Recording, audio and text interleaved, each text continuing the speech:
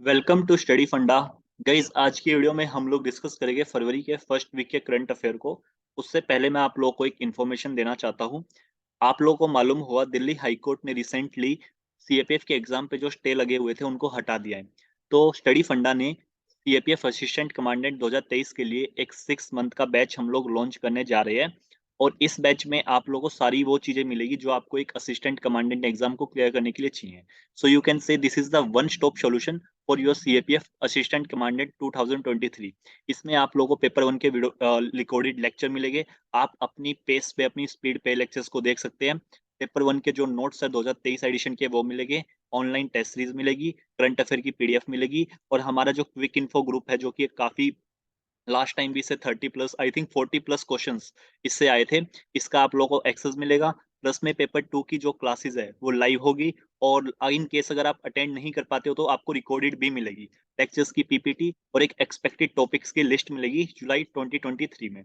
और जो आपके अगर इन केस कोई डाउट रह जाता है आफ्टर दैट तो हम एक जूम सेशन भी कंडक्ट कराते रहते हैं रेगुलर बेसिस पे। ओके, तो ये जो ऑफर है एज ऑफ नाउ आप इस कोर्स को अवेल कर सकते हो 9,999 रुपीज में ओनली। ये सारी चीजें आपको इसी प्राइस में मिल जाएगी। आप लोग इसको अवेल करना चाहते हो तो इस वाले व्हाट्सएप नंबर पे मैसेज करके आप लोग इन्फॉर्मेशन ले सकते हो। तो चलिए स्टार्ट करते हैं हमारे आज का डिस्कशन। आसाम में recently royal Bengal tiger found dead in Orang national park. तो ये न्यूज आप लोगों के लिए इंपॉर्टेंट हो जाती है। पहले तो मैं आप लोगों को बताना चाहता हूँ कि 7 नेशनल पार्क है आसाम में। कौन कौन से? रायमोना, मानस, ओरांग, नामेरी, काजीरंगा, दिहिंग पटकई एंड दिब्रू सैखोवा। ओके, तो what is the trick sir? R monk D D. Okay, you can remember them like that कि अगर कल को क्वेश्चन आ जाए कि इनको ईस्ट टू वेस्ट या वेस्ट टू ईस्ट लगाओ तो you should not get confused. R for Raimona, Manas, Orang, Nameri, Kaziranga. उसके बाद क्या आएगा? पहले दिब्रू सैखोवा आएगा, दिहिंग पटकी आएगा। ध्यान से देखो, देखो पहले आएगा दिब्रू सैखोवा। ओके, दिब्रू सैखोवा। उसके बाद क्या आएगा? उसके बाद आएगा Dihing Patkai. Is that clear? Okay, चलिए आगे बढ़ते हैं अब। नेक्स्ट है ये जो टॉपिक है काफी न्यूज में था। High ambition कोalition for nature and people. ये एक कोalition क्या करता है? ये एक नया ग्लोबल फ्रेमवर्क है जो कि अर्थ के नेचुरल सिस्टम को प्रोटेक्ट करने की बात करता है। अर्थ का नेचुरल सिस्टम हो गया, प्लांट्स हो गया या एनिमल्स हो गया। और इस जो हाई एम्बिशन कोalition है इसको कहाँ पे अडोप्ट किया गया था? इसको अडोप्ट किया गया था COP15 में। और इसको बनाया गया था 2019 में। अब इसमें करते क्या है, इसमें काफी सारी कंट्रीज एक साथ आती है। जैसा कि आप लोगों को मालूम होगा काफी सारी कंट्रीज अगर एक साथ आती है तो it is A inter governmental group जिसमें 100 से ज्यादा कंट्रीज है। और अब इसका भारत क्या पार्ट है? इसका डायरेक्ट क्वेश्चन आएगा। यस, इंडिया इसका पार्ट है। इंडिया ने इसको अक्टूबर 2021 में ज्वाइन किया था। अब इसके एक काफी पॉपुलर अप्रोच है जिसको बोलते हैं 30x30। इसका एम क्या है? इसका एम है at least 30% of the planet, planet में यानी कि लैंड एंड सी, उसको प्रोटेक्ट करना बाय 2030 तक। यानी कि इसको बोलते हैं 30x30 approach. So direct question आ सकता है कि 30x30 अप्रोच जो है वो किसकी है? तो 4-5 ऑप्शन दे देंगे। तो आपको मालूम होना चाहिए this is a high ambition coalition से रिलेटेड है ये। ओके, और ये किससे रिलेटेड है फिर? और ये रिलेटेड है बेसिकली कंजर्वेशन से रिलेटेड। Is that clear? क्या इंडिया इसका पार्ट है? यस, इंडिया इसका मेंबर है। Is that clear guys? Okay, next. India military hold joint training exercise Trishakti Prahar in north Bengal. Okay, north Bengal में एक त्रिशक्ति प्रहार है जो एक्सरसाइज कंडक्ट करवाई गई थी इंडियन आर्मी के द्वारा। इसमें जो सीएपीएफ है, इंडियन एयरफोर्स है और इंडियन आर्मी है, सबने पार्टिसिपेट किया। Next, MISHTI Amrit Dharohar PM Pranam conservation initiative in budget. Guys budget पे हम लोग एक अलग से वीडियो बनाएंगे क्योंकि आप लोग के लिए बजट काफी इंपॉर्टेंट डॉक्यूमेंट है। इसमें मैं बजट को होलिस्टिकली कवर करूंगा कि बेसिकली बजट प्रिपेयर कैसे होता है, बजट के कॉन्स्टिट्यूशनल प्रोविजंस क्या है, रिवेन्यू रिसीट, कैपिटल रिसीट, ये सब क्या होता है। उसके बाद वी विल डिस्कस कि क्या क्या इनिशिएटिव लिए हैं अभी रिसेंट बजट में। ओके, तो इसके एक होलिस्टिक वीडियो आएगी। लेकिन एज ऑफ नाउ आपको इतना याद रखना है, मिष्टी इनिशिएटिव है मैंग्रोव की कंजर्वेशन से रिलेटेड। और बेसिकली अमृत धरोहर इनिशिएटिव है वेटलैंड की कंजर्वेशन से रिलेटेड। वेटलैंड कब मनाया जाता है? मतलब कि wetland day, world wetland day फरवरी 2 फरवरी को। ओके, इस दिन क्या हुआ था मुझे ये बताना, ठीक है? और रामसर कन्वेंशन किससे रिलेटेड है? वेटलैंड से रिलेटेड है। और मुझे आप लोग कमेंट सेक्शन करके बताना, कमेंट में आप लोगों को बताना है कि पहली साइट कौन सी थी जिसको हमने रामसर कन्वेंशन के अंडर डाला। ठीक है, भारत की साइड से पहली साइट कौन सी थी जिसको हमने रामसर कन्वेंशन के अंडर डाला था। Is that clear? ओके। बाकी ये सारी चीजें डोंट वरी, हम लोग डिस्कस करेंगे इनको बजट वाली क्लास में। Next, Yaya Tso to become Ladakh as first biodiversity heritage site. So this could be your one liner question direct, कि लद्दाख की जो फर्स्ट बायोडाइवर्सिटी साइट है वो कौन सी बनने वाली है। तो याया शो, ठीक है, टी यहाँ पे साइलेंट होता है। नाउ, नासा और इसराइल स्पेस एजेंसी ने बेसिकली कोऑपरेट किया कहाँ पे, बेरेसीट टू लूनर मिशन पे। ओके, तो डायरेक्ट क्वेश्चन आ सकता है कि रिसेंटली, पहले तो डायरेक्ट इसके बारे में आ सकता है कि ये बेरेसीट टू लूनर मिशन किससे रिलेटेड है। ठीक है, तो लूनर का मतलब आप लोगों को मालूम होगा मून। ठीक है, तो दैट्स ऑल। और रिसेंटली इसराइल स्पेस एजेंसी के साथ किसने कोऑपरेट किया है, नासा ने। क्लियर है? ओके। नेक्स्ट, अभी ये कुछ डिक्लेरेशन है और कुछ कंटेम्प्रेरी करंट अफेयर है जो कि न्यूज में थे। पहला है नामसाई डिक्लेरेशन। नामसाई डिक्लेरेशन क्या है? जैसा कि आप लोगों को मालूम होगा, आस नॉर्थ ईस्ट में काफी ज्यादा इंटर स्टेट बाउंड्री डिस्प्यूट रहते हैं। ओके, जैसे आसाम का मेघालय के साथ है, आसाम का अरुणाचल प्रदेश के साथ है। तो रिसेंटली रिसेंटली नहीं है, थोड़ी पुरानी न्यूज है बट ये न्यूज में था दोबारा। तो आसाम और अरुणाचल प्रदेश के बीच में एक नामसाई डिक्लेरेशन साइन हुआ था। ये इसका पर्पस क्या था? इसका पर्पस था मिनिमाइज करना इंटर स्टेट बाउंड्री डिस्प्यूट को। ठीक है, तो आपस में कंसेंसस बिल्ड करना। Is that clear guys? Okay. Next है इंडस वाटर ट्रीटी। आप लोगों को मालूम होगा ये काफी इंपॉर्टेंट है इंडस वाटर ट्रीटी आपके एग्जाम के लिए। पहले तो हम लोग देख लेते हैं इसको साइन कब किया गया था। इसको साइन किया गया था 19 सितंबर 1960। साइन क्यों किया गया था? बिकॉज रिवर्स जो होती है ना, रिवर्स जो होती है, मतलब कि जो ज्योग्राफिकल फीचर्स होते हैं वो बाउंड्री को रिकॉग्नाइज नहीं करते। ठीक है, मतलब कि कोई माउंटेन बिल्डअप हो रहा है, तुम ऐसे थोड़ी ना बोलोगे कि इधर मत जाइए, पाकिस्तान वाली टेरिटरी है या चाइना वाली टेरिटरी है। Are you getting it? कोई रिवर फ्लो हो रही है, तुम ये थोड़ी ना बोलोगे कि मतलब कि रिवर थोड़ी ना जानते हैं इंडिया या पाकिस्तान है। Are you getting it? Okay. तो ये साइन कब हुई थी? 19 सितंबर 1916 में। किस किस के बीच में साइन हुई थी? हमारे तब के प्राइम मिनिस्टर जवाहरलाल नेहरू और पाकिस्तान के प्रेसिडेंट आयूब खान के बीच में। और इसको साइन करने में हेल्प किसने की थी? So it was brokered by World Bank. अब इसमें है क्या एग्जैक्टली exactly? देखो, हमारे यहाँ पे जो इंडस है, इंडस की ट्रिब्यूटरीज है। इंडस की ट्रिब्यूटरी क्या है? RJBSC। ये क्या है सर? आर फॉर क्या? रावी, झेलम, ब्यास, सतलज, चेनाब। ठीक है, ये रिवर्स है। तो इसमें जो CGI है, क्या CGI? सीजीआई कौन कौन से सर? चेनाब, झेलम और इंडस। ठीक है, चेनाब, झेलम और इंडस की जो बेसिकली पानी है, जो वाटर है, वो कौन यूज करेगा? वो यूज करेगा भाई साहब पाकिस्तान। और बाकी की जो रह गई रिवर्स, उनका पानी कौन यूज करेगा? उनका पानी यूज करेगा इंडिया। ठीक है, लेकिन इनमें भी कुछ ना कुछ एक्सेप्शन है। चलिए उसको क्लियर करते हैं। ये वाला फैक्ट क्लियर हो गया हमारा कि इसको ब्रोकर किसने किया था? वर्ल्ड बैंक ने। अब ये क्या कवर करती है? ये करती है water distribution and sharing right. ठीक है, कि पानी का किस पे कितना अधिकार है। तो इसमें जनरली इंडस रिवर सिस्टम में ब्यास रिवर, सतलुज, इंडस, चेनाब एंड झेलम। अब ये टीटी डायरेक्टली बताती है कि जो थ्री वेस्टर्न रिवर है, यानी कि CGI, चेनाब, झेलम और इंडस, ये रिजर्व है पाकिस्तान के लिए। ठीक है, जबकि जो ईस्टर्न रिवर्स है, यानी कि रवि, सतलज एंड ब्यास, ये रिजर्व है इंडिया के लिए। Is that clear guys? Okay. लेकिन इन पे कुछ प्रोजेक्ट अलाउड है। पाकिस्तान के पास पूरा अधिकार है वेस्टर्न रिवर्स पे। ठीक है, लेकिन इंडस वाटर ट्रीटी ये अलाउ करती है इंडिया को। इंडिया भी CGI यानी कि चेनाब, झेलम और इंडस का पानी यूज कर सकता है कुछ एग्रीकल्चर यूजेस के लिए, एग्रीकल्चर पर्पस के लिए उनका यूज कर सकता है। और इसीलिए इंडस वाटर ट्रीटी अलाउ करती है इंडिया को कि वो run of the river hydro power project भी बना सकती है। Run of the river hydro power project क्या होता है? फॉर एग्जाम्पल, कोई रिवर बह रही है, ठीक है, रिवर के थोड़े से पानी को कहीं ना कहीं चैनलाइज करना। ठीक है, मतलब कि कैनाल के थ्रू या ट्यूब्स के थ्रू इसको चैनलाइज करना, ताकि उससे हम लोग हाइड्रो पावर प्लांट बना सके। लेकिन कल को अगर पाकिस्तान को लगे कि इंडिया जो है ट्रीटी का वायलेशन कर रही है, तो वो एक तरह से डिस्प्यूट रेजोल्यूशन मैकेनिज्म में अप्रोच कर सकती है। Now what is that dispute resolution mechanism? आइए, Indus water treaty basically 3 step dispute resolution mechanism provide करती है। सबसे पहला है परमानेंट कमीशन, और या इंटर गवर्नमेंटल लेवल पे। ठीक है, यानी कि एक कमीशन बिठाया गया है जो कि डिसाइड करेगा कि ट्रीटी का वायलेशन हुआ है या नहीं हुआ। उसके बाद एक न्यूट्रल एक्सपर्ट होगा वर्ल्ड बैंक का। ठीक है, अगर यहाँ से वो नहीं हो तो यहाँ पे भी जा सकते हो। क्योंकि ये जो डील साइन करवाई थी वो किसने करवाई थी? वर्ल्ड बैंक ने करवाई थी। ठीक है, वर्ल्ड बैंक ने ब्रोकर करवाई थी, यानी कि जो बिचौलिया था इसमें वो वर्ल्ड बैंक था। और लास्ट में एक कोर्ट ऑफ आर्बिट्रेशन भी है। Is that clear? और यहीं पे एक परमानेंट इंडेक्स कमीशन भी बिठाया गया है। अब इसकी जो कमीशन है ना, परमानेंट इंडेक्स कमीशन, इसकी मीटिंग होती रहती है। मीटिंग कैसे होती है? इनको साल में एटलीस्ट एक बार मिलना ही होता है। यानी कि फॉर एग्जांपल इस साल इंडिया में मिलेंगे, अगले साल पाकिस्तान में, इस साल इंडिया में, अगले साल पाकिस्तान में, लेकिन साल में एक बार मिलना है। अभी रिसेंटली इसकी 117th मीटिंग हुई थी। यानी कि ऑब्वियस सी बात है, काफी एक्टिव है, राइट। परमानेंट इंडेक्स कमीशन काफी एक्टिव है, क्योंकि डील कब साइन हुई थी? 1960s में। आज क्या चल रहा है? लेट से 2022 चल रहा है, और आज के टाइम पे 170वीं ये मीटिंग हो रही है, ठीक है। यानी कि अच्छे खासे मिलते रहते हैं। Is that clear guys? I hope Indus water treaty से रिलेटेड अब आप लोगों का कोई भी क्वेश्चन गलत नहीं होगा। ओके। और प्लीज आप लोग कमेंट जरूर कीजिएगा।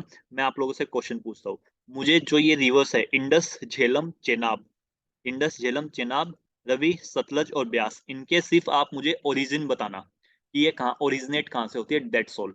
सिर्फ कैसे करना कमेंट? जैसे ब्यास लिखा, सामने ओरिजिन कहाँ पे होती है, one liner, just one liner, okay. और ट्रस्ट मी, एग्जाम में ऐसे ऐसे क्वेश्चन होते हैं जो आप लोग गलत करके आते हैं, ओके। और यही वाले क्वेश्चन जो होते हैं वो आपको कट ऑफ से बाहर कर देते हैं। ये आप लोगों को क्लियर हो गया होगा। नेक्स्ट है वेस्ट सेती पावर प्रोजेक्ट। ये कहाँ पे लोकेटेड है? ये नेपाल में लोकेटेड है, ओके।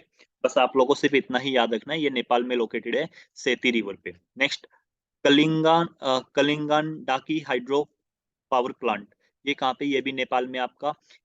काफी ज्यादा कंटिन्यूअस रेनफॉल होने की वजह से नेपाल जो है इलेक्ट्रिसिटी को सरप्लस करा था इंडिया को, मतलब सेकंड कंसेक्यूटिव ईयर में, ठीक है। तो आपको मालूम होना चाहिए जो डैम और जो हेडवर्क है कहाँ पे, ये गंडकी रिवर पे। It is also run of the river project, मतलब ऐसे रिवर बह रही है, थोड़े से पानी को चैनलाइज कर दिया ताकि ये जो हाइड्रो पावर प्लांट में इसको यूज किया जा सके, पावर इसका, ठीक है। पानी गिरेगा टरबाइन पे, टरबाइन घूमेगा, ऐसे करके जो पूरा प्रोसीजर होता है ऐसे ही काम करता है, ओके। चलो अब हम लोग हमारे जो hand written current affair notes है उन अब हम लोग डिस्कस करेंगे अपना वन लाइनर करंट अफेयर। तो बेसिकली ये फरवरी का फर्स्ट वीक का है। सो एशियन फुटबॉल कप, ये 4 साल में एक बार होता है। अभी इसका और जो इसका होस्ट होता है वो कैसे सिलेक्ट किया जाता है? वो बिडिंग प्रोसेस के थ्रू। रिसेंटली अभी जो 2027 का जो होस्ट है वो कौन चुना गया? वो है सऊदी अरेबिया, ओके। और जो 2023 का होस्ट है वो कौन है? कतर। प्लीज आप लोग इसको याद रखिएगा, इंपॉर्टेंट है। नेक्स्ट है रेड सैंडर्स। रेड सैंडर्स को अगर मैं हिंदी में बोलूँ तो इसको बोलते हैं चंदन, बेसिकली, ओके। तो this is endemic to eastern Ghat. अगर मैं बोल रहा हूँ ना एंडेमिक, एंडेमिक का मतलब क्या है? मतलब कि ये कहीं और नहीं मिलता, ओके। एंडेमिक का मतलब ये हो जाता है, ये this is endemic to eastern Ghat. IUCN status कैसा इसका? इंडेंजर्ड। आईयूसीएन जो है बेसिकली स्टेटस बताता है कि कौन सा प्लांट और एनिमल, कौन सा प्लांट और एनिमल इंडेंजर्ड है, क्रिटिकल इंडेंजर्ड है, वल्नरेबल है, या नियर थ्रेटन्ड है, on the basis of their population. अगर बहुत ही कम पॉपुलेशन है तो बता देगा क्रिटिकली इंडेंजर्ड है, यानी कि ये लुप्त होने की कगार पे है, तो इसकी प्रोटेक्शन करनी चाहिए हमें अच्छे से अच्छे, ठीक है। तो रेड सैंडर्स जो है वो कहाँ पे ग्रो करते हैं? Basically hot and dry climate में और रेड सॉइल में। नेक्स्ट है दियोघर मार्ट। ये क्या है? जो बेसिकली ट्राइबल लोग्स होते हैं उनके लोकल आर्ट को सेल करने के लिए एक ई कॉमर्स वेबसाइट है जिसको लॉन्च किया गया है मंजूनाथ भंजंतरी ने, ओके। नेक्स्ट, 28 जनवरी को बेसिकली सेलिब्रेट किया गया डाटा प्रोटेक्शन डे। क्या? Data protection day. इसकी थीम क्या थी? थीम थी think privacy first. This is important for this year, please remember this. Now, first woman under 19 cricket world cup जो है वो किसने जीता है? वो रिसेंटली जीता है इंडिया ने। और इंडिया ने इंग्लैंड को 7 विकेट से हराया, जिस और इसको होस्ट किया जा रहा था इस वर्ल्ड कप को साउथ अफ्रीका के द्वारा। Now, new vice chief of air force Amanpreet Singh को चुना गया है। नेक्स्ट, वर्ल्ड वेटलैंड डे 2023 कब मनाया जाता है? बेसिकली वर्ल्ड वेटलैंड डे ये मनाया जाता है आपका 2 फरवरी को, 2 फरवरी को। और इस साल की जो थीम है वो है it's time for wetland restoration, it's time for wetland restoration. Next, Mughal garden Delhi में इसका नाम बदल के अमृत उद्यान रख दिया गया है। नेक्स्ट, पीटर पावेल जो कि पहले नाटो के चीफ भी रह चुके हैं, ये अभी रिपब्लिका चिका के बेसिकली प्रेसिडेंट बने हैं। हरमनप्रीत कौर को पुमा का ब्रांड एम्बेसडर चुना गया है। Next, India UK achiever honours life time achievement award recently दिया गया है मनमोहन सिंह को, ओके, इनके इकोनॉमिक कंट्रीब्यूशन के लिए। Next, Madhya Pradesh won all 4 gold medal in water sport, canoeing and kayaking in Khelo India youth games. So direct question यहाँ से आप लोगों का बन सकता है one liner. Next, Australia open 2023 में वुमेन सिंगल टाइटल अरियंका सबालेंका ने जीता है, जो कि बेलारूस से है। और मेन सिंगल का टाइटल नोवाक जोकोविक ने जीता है, जो कि सर्बिया से है। नेक्स्ट है, मध्य प्रदेश ने चारों के चारों गोल्ड मेडल जीते हैं water sport canoeing and kayaking in Khelo India youth games 2023 में। ऑस्ट्रेलिया ओपन 2023 का वुमेन सिंगल टाइटल जो है वो अरियंका साबालेंका ने जीता है, जो कि बेलारूस से बिलोंग करती है। और men single title Novak Djokovic ने जीता है, जो कि सर्बिया से बिलोंग करते हैं। नेक्स्ट, हॉकी का जो वर्ल्ड कप है 2023, just 1 minute guys, yes, hockey hockey world cup 2023, ये बेसिकली कहाँ पे इसको किसने जीता है? इसको जीत लिया है जर्मनी ने। और जर्मनी ने बेसिकली बेल्जियम को डिफीट किया फाइनल मैच में। और जो फाइनल मैच है वो कहाँ पे खेला जा रहा था? वो खेला जा रहा था कलिंगा स्टेडियम में भुवनेश्वर में। Okay, first survey for migrant, ये मतलब पहला सर्वे माइग्रेंट्स के लिए किन्होंने किया? ये किया है झारखंड राज्य ने। नेक्स्ट, मनुएला रोका बोडी, ये this is first woman PM of Guinea. Okay, next, जो इंटरनेशनल सोलर अलायंस है, ये जो एग्रीमेंट है न्यू दिल्ली में हुआ था, इसको अभी रिसेंटली ज्वाइन कर लिया गया है। किसने? रिपब्लिक ऑफ कॉन्गो ने। ओके, रिपब्लिक ऑफ कॉन्गो ने। और ये रेमंड सरगीबेला, इन्होंने एग्रीमेंट साइन किया बेसिकली इंटरनेशनल सोलर अलायंस को ज्वाइन करने के लिए। इसका जो हेडक्वार्टर है वो है गुरुग्राम में। अभी इसमें 113 मेंबर्स हो चुके हैं ओवरऑल। और इसको स्टार्ट किया गया था 2015 में इंडिया और फ्रांस के द्वारा। क्लियर है? Next, national mineral development council के जो ब्रांड एम्बेसडर है उसको चुना गया है निखत जरीन को एनएमडीसी का ब्रांड एम्बेसडर चुना गया है। निखत जरीन एक बॉक्सर है जिनको 2022 में गोल्ड मेडल मिला था वुमेन्स बॉक्सिंग वर्ल्ड चैंपियनशिप में, जो कि इस्तांबुल में हुआ था, तुर्की में। नेक्स्ट, 28 जनवरी को एनसीसी को 75 ईयर कंप्लीट हो गए। उसी दौरान एनसीसी की एक रैली निकाली गई, कहाँ पे? करियप्पा मैदान, दिल्ली में। नेक्स्ट, जो सबसे बढ़िया झांकी है और जो रिपब्लिक डे परेड में सबसे झांकी दिखाई गई थी, उसमें फर्स्ट पोजीशन ऑब्टेन किया उत्तराखंड ने।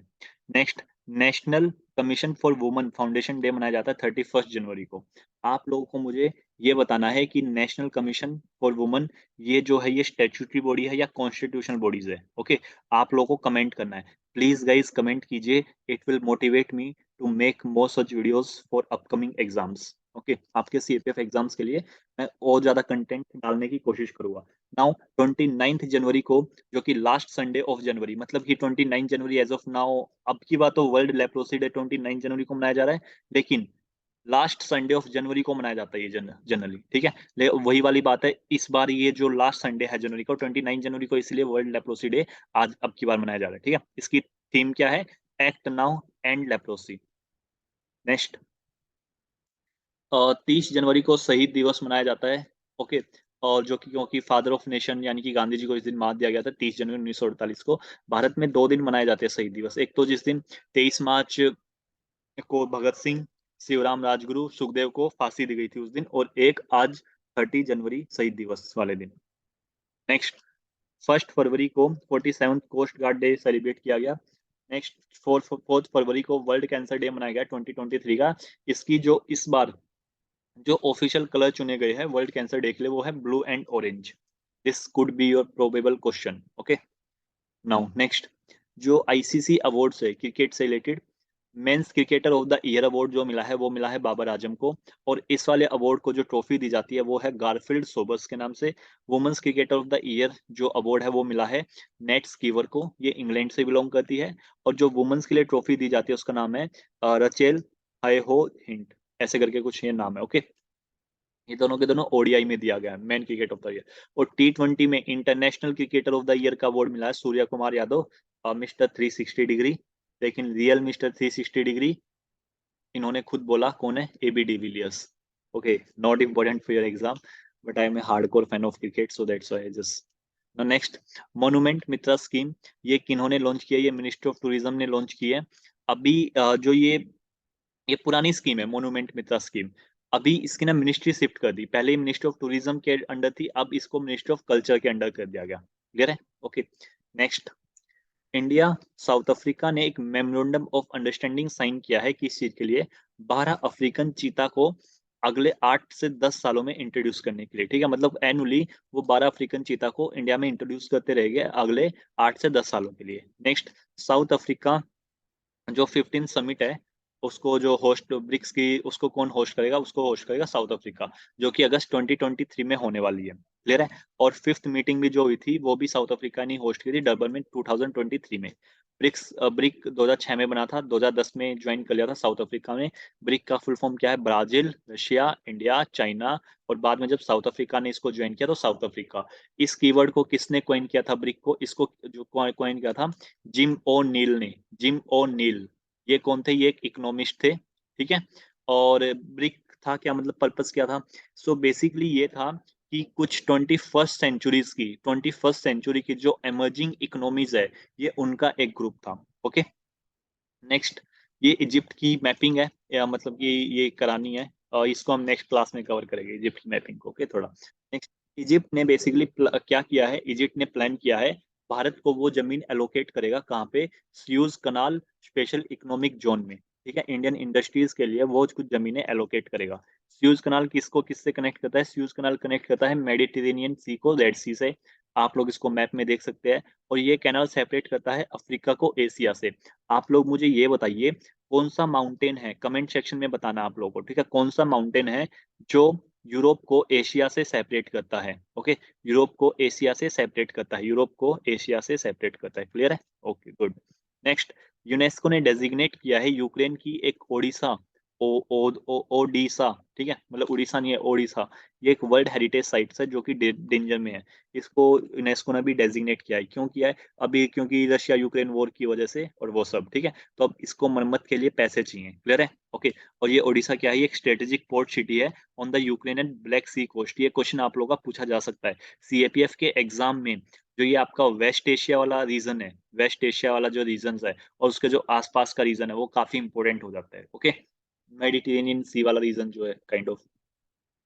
नेक्स्ट, कंट्री का फर्स्ट केबल सस्पेंशन ब्रिज जो है वो है बजरंग सेतु, जिसको बनाया जा रहा है ऋषिकेश में, उत्तराखंड में। नेक्स्ट, एक नेशनल लॉजिस्टिक पोर्टल बनाया गया है जिसमें सारे मोड्स ऑफ ट्रांसपोर्ट कवर हो गए, वाटरवेज, रोडवेज, एयरवेज। जो क्लियरेंसेस चाहिए होते हैं ना उनके लिए, वो काफी ज्यादा अलग होते हैं कि वाटरवेज के लिए अलग है, रोडवेज के लिए अलग है, एयरवेज के लिए अलग है। तो ये एक तरह से कि ये सिंगल पॉइंट सोर्स बना दिया गया है। क्लियर है? Next, air marshal AP Singh, ये न्यू वाइस चीफ हो गए एयरफोर्स के। नेक्स्ट, उस्मान ख्वाजा को एक अवार्ड दिया गया है, Shane Warne's test player of the award. अभी रिसेंटली आप लोगों को मालूम होगा, last year I think Shane Warne की डेथ हो गई थी।